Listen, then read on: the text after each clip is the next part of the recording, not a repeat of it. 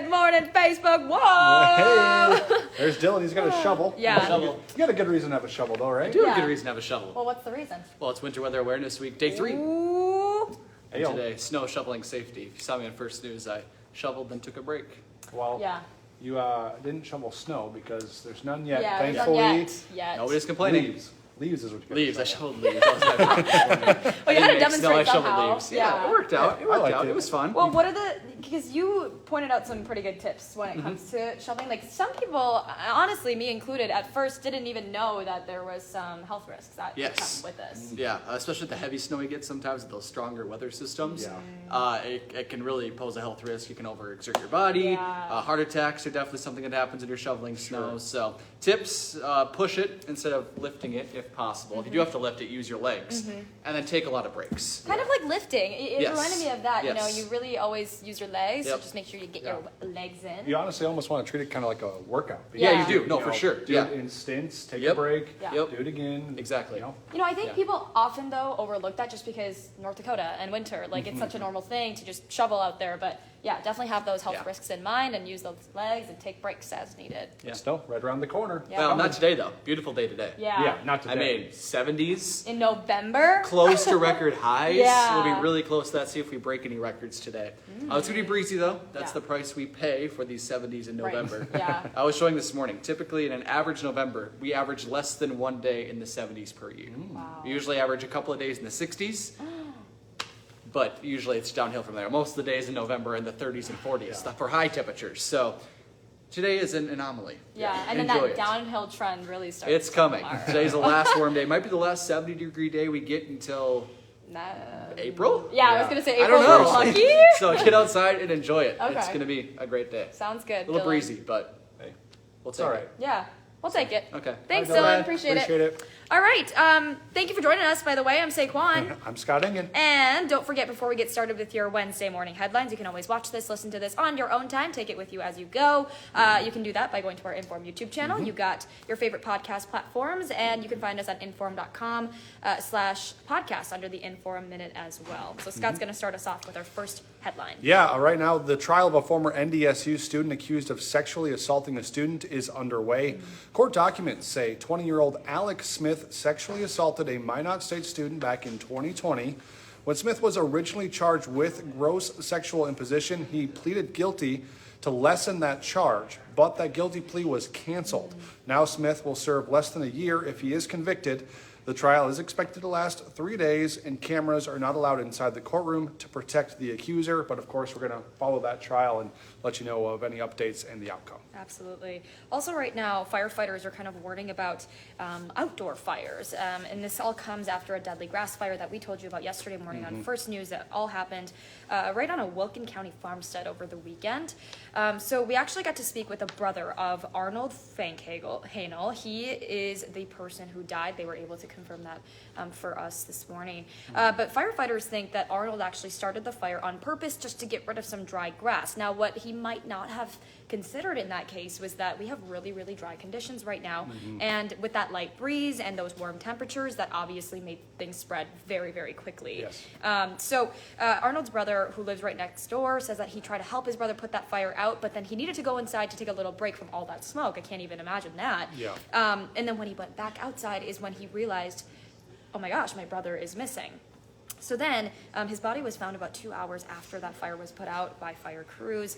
And the Wilkin County Sheriff right now says that he's still waiting to hear back from the medical examiner on the official cause of death. But we also heard from a firefighter or a fire chief there this morning too, who was saying, you know, like, cardiac response could be, you know, very much tied to that as well. So we'll definitely keep you updated. And smoke inhalation. yeah, type that of thing, stuff too. So unfortunately. yeah, we'll let you know. Also, we're learning about dry conditions could be to blame for 2 fires Yeah. in rural East Grand Forks. This is a kind of a continuation of these dry conditions we have. Yeah. And especially today, you're going to want to be careful because that wind is going to be so much Yeah. more intense than the last couple days. So Yes. if there's any type of spark or anything, you need to be extra careful this listen to this story. Just before 4 o'clock yesterday, Polk County deputies and firefighters were called out to a brush fire that was spreading quickly. And we've learned that there was 2 sheds that were caught on fire and everything inside was destroyed. Now get this, just an hour before that, a separate shed was destroyed. That shed had 3 cars in it, and this just happened northeast of East Grand Forks. So, obviously not too far away from the area. This whole area kind of just need to be careful right now with any type of spark or flame. Yeah, the good thing out of that is that no one was hurt. Obviously, that is the most important. So, okay, we also know that the man, we actually know now which man was arrested in Wilkin County for suspicion of murder. This is also an update to a story we were following yesterday. So that man is 45-year-old Michael LaFlex, and he was arrested in connection with the death of 23-year-old Bryce Brogel. Police found Brogel with a gunshot wound to the head. Keep in mind, Brogel was reported missing since last Friday, but police found this gunshot on Brogel's head and then arrested LaFlex in connection to that. And actually, they found that out through getting an anonymous tip. And so it just goes to show how much those anonymous, tips can really, really help out these officers. But we're hearing from police that LaFlex believed that Brogel had been abusing his daughter. So right now we do know that a $2 million bond has been set. LaFlex is facing a second-degree murder charge, so we'll follow that closely for you as well. This morning, there's going to be a lockdown drill at the West Acres Mall.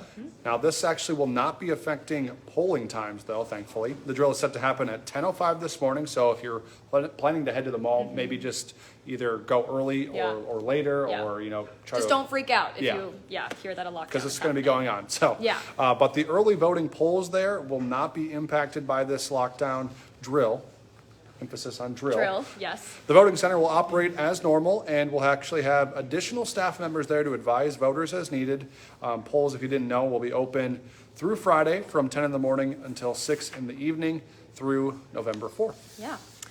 Meantime, if you are going to have a limited amount of time to cast your ballots, I get it. We've all been there, right? But actually, Cass County is willing to help you out with this new useful tool. So there's an online dashboard that's available right now, and you can check out things like, polling places, what documents you need, what times each location is even open. You can also check about how long it'll take to actually get your ballot. Perhaps could be an absentee ballot.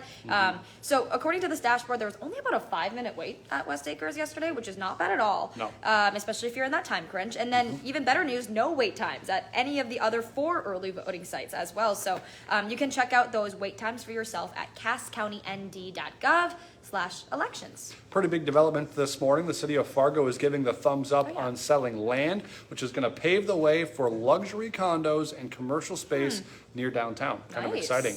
Here's what we know about this so far. The city commissioners unanimously approved that sale of nearly 190,000 square foot lot to Epic Companies. It's selling the plot near the Main Avenue roundabout for about $1.2 million. Epic plans to invest $25 million into that space to create a 7-story mixed-use building, which will feature apartment units, retail space, and an underground parking garage.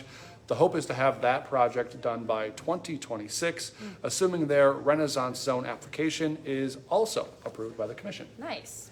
Big changes could be coming to Fargo in the near future. All right, finally, breaking news this morning. CVS Health just came out with a really, really big announcement saying that it's going to be paying $5 billion as part of an agreement in principle in a settlement in the opioid epidemic. This is something that we have been talking about for years now. So this does make the company the first major pharmacy chain to reach a nationwide settlement related to this issue. CVS would pay $5 billion to state and local governments and about $130 million to Native American tribes over the next decade. The company is still making it clear, though, that this doesn't mean it's admitting any wrongdoing or liability of any sort. Other pharmacies like Walmart, Walgreens, and Rite Aid have reached agreements with individual states, as well as what we have been learning. So that is brand new for you this morning. Big development. Yes, sure. Absolutely. Also this morning, 9 o'clock, Hot Mic with Dom. It goes till 11 o'clock. Get all your latest sports headlines, sports talk. It's going to be a good time as always. I love hearing him in the basement scream into the mic. I know.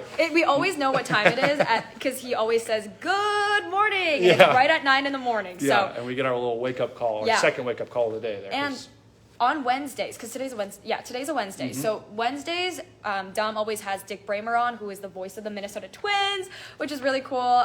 They always have like such interesting things to say. So definitely tune in for that. Yeah. Hot Mic with Dom Izzo, 9 to 11, WDAY Extra, InForum.com. Gonna be a big show. Yeah.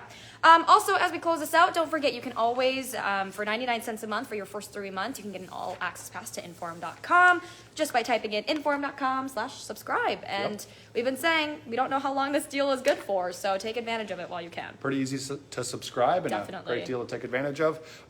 You can always watch this, of course, online, but if you want to check out our on-air content, we have 11 o'clock, our next newscast, and then we have 4, 5, 6, 9, and 10, so you can check out all the latest headlines right here on WDAY. Our coverage continues throughout the day, and we will be back here tomorrow morning from 5 to 7. Have a great day. Thanks for joining us.